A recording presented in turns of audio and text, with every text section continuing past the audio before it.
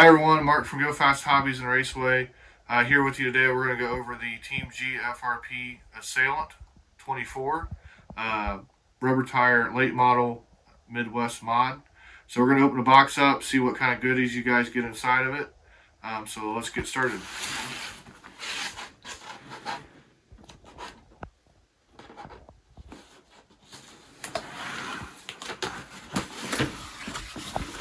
Alright, so what we got inside here, we got decal kit,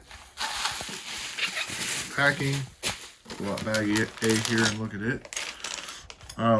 First thing I noticed is the chassis plate is countersunk. You can move the battery side to side. That's pretty nice.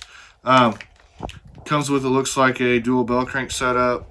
You can see the bell cranks in there. Looks like all metric hardware. Move on to bag B. It's got your steering blocks, your aluminum battery locators. Looks like it has plastic servo mounts, something new they came up with. Move on to bag C here. Looks like it has the standard rear arms in it, the 1287s, I do believe. You see the hubs are all in that bag. These dog bone assembly. Bag E is the transmission. Has their standard laydown transmission with a ball diff assembly.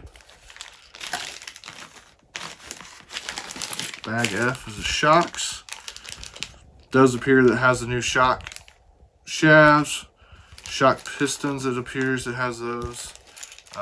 Does come with the bleeder caps on the shocks as well. We'll move on to bag G. That's your front bumper body post assembly. Did notice it does not have a manual in the box. You guys can download that on Team GFRP's website. We also have it available on Go Fast Hobbies website as well.